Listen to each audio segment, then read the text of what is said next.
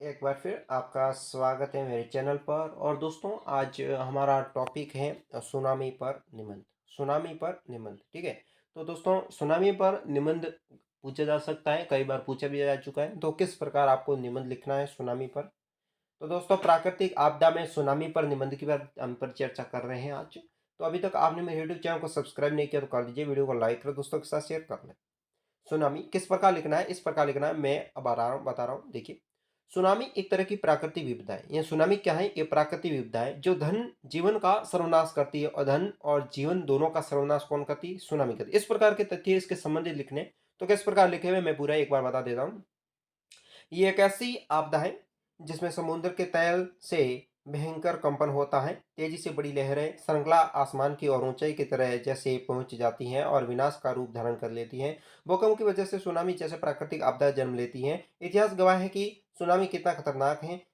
समुद्र की सतह पर उत्पन्न होने वाली लगातार तरंगें, जिसका प्रमुख बिंदु जो पानी में बिल्कुल नीचे उपलब्ध है, उसे सुनामी कहा जाता है। सुनामी के कारण पानी की लहरें का निर्माण तीव्रता से होती हैं। फिर ये जमीन में निकटतम इलाकों पर पहुंच जाती है और इसका कहर बरसाती है। ग्रीक लोगों ने सुनामी का दावा सबसे पहले किया था। दरअसल सुनामी भूकंप की तरह होती है। भूकंप जो समुद्र के तल में आता है उसे सुनामी कहा जाता है। सुनामी समुद्र और महासागरों के में आती है। समुद्र की लहरें 11 मीटर और 18 मीटर तक की ऊंची होती हैं। समुद्र के तटों पर आफत मचा लेती है। साल 2004 में हिंद महासागर की सुनामी लहरों की वजह से लगभग 3 लाख लोगों की मौत हुई थी। सुनामी के कई देशों ने में Bharat, Thailand, Maldives, Malaysia, Somalia, Bangladesh इत्यादि देशों में भयंकर विनाश किया था। सुनामी समुद्र में तैरने वाले नावों, बड़े बड़े जहाजें सब कुछ खत्म कर देती है। पेड़ पौधे नष्ट कर देती हैं। समुद्र तटों पर तटीय क्षेत्रों बसे गांव, बस्तियां, मकान, विशाल इमारतों को पल भर में तबाह कर देती हैं। सुनामी के नाम से लोग कांपने लगते हैं। सुनामी बड़े बड़े शहरों में भी कष्ट कर देती है, जान माल का बहुत नुकसान पहुंचाती है। झीलों के जल में भी सुनामी का विनाशकारी और भयंकर लहरें उत्पन्न होती हैं। ये तट के पास विनाश विशाल विशाल हो जाती है। झीलों में उठने वाली लहरें समुद्री लहरों की तरह इतने भयावह नहीं होती। झीलों में पैदा हुई लहरें इतनी दूर नहीं जाती, और समुद्र में आई लहरें इस प्रमुख बिंदु में कई दिशाओं में यात्रा करती हैं। इसका विनाश तांडव देखा जाता है।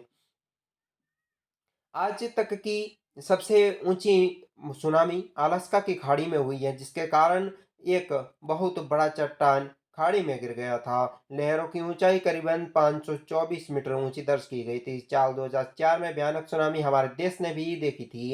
यह भयानक सुनामी बिंदु उत्पन्न इंडोनेशिया में हुआ था, जिसमें लाखों लोगों की मौत हो गई थी। इस सुनामी ने अपने मुख्य बिंदु से होते हुए कई देशों तक यात्रा और विनाश किया था।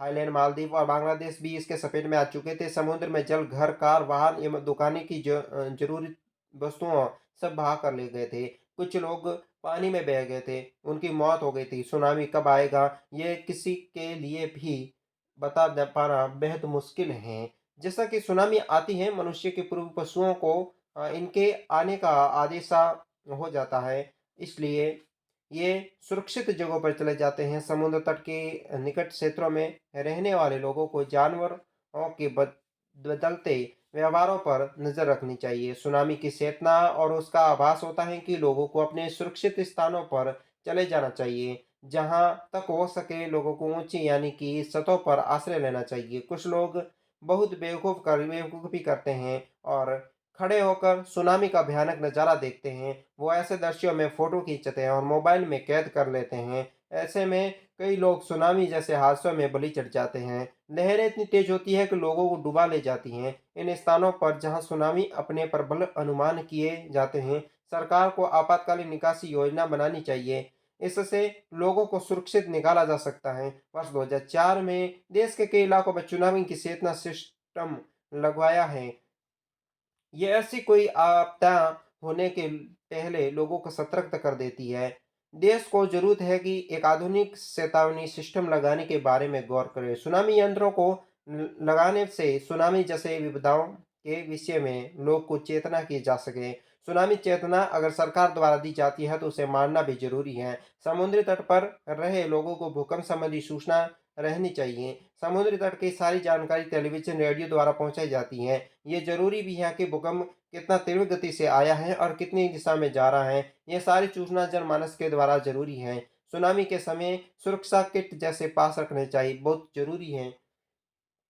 ये सारी आवश्यक वस्तु लोगों की ज़रूरतों के वक़्त काम आ सके। ज़रूरी साधनों, टॉर्च, दवाई, मोमबत्ती, खाद्य सामग्री, पैसे इत्यादि सामान लोगों को रखना चाहिए। अगर सुनामी जैसी परिस्थितियों को कोई भी घायल हुआ हो तो तुरंत बचाव दल के लोगों द्वारा संपर्क करना चाहिए। लोगों को ऐसी गंभीर आपदाओं के समय एम्बुलेंस और डॉक्टर का नंबर अपने पास रखना चाहिए। इसका निष्कर्ष या उपसंहार ये निकलता है कि सुनामी एक खतरनाक आपदा है। ये पृथ्वी के गुरुत्वाकर्षण के प्लेटों के समंदर के नीचे की ओर खींचता है। इस वजह से भयानक लहरें जन्म लेती हैं। मनुष्यों को अपने पर्यावरण का संरक्षण और संतुलन बनाए रखना चाहिए ताकि इस विनाशकारी परिस्थितियों को उबर सके या उसे दोस्तों सामना कर सके। तो आज के वीडियो में से इतना ही। सुनामी के संबंधित आज का जो निबंध है वह यहीं पूरा होता है। चैनल सब्सक्राइब करें, लाइक करें, वीडियो के लिंक को दोस्तों के साथ शेयर करें ताकि सुनामी के संबंधित आने वाला जो भी निबंध है उसे आप सही ढंग से कर सकें।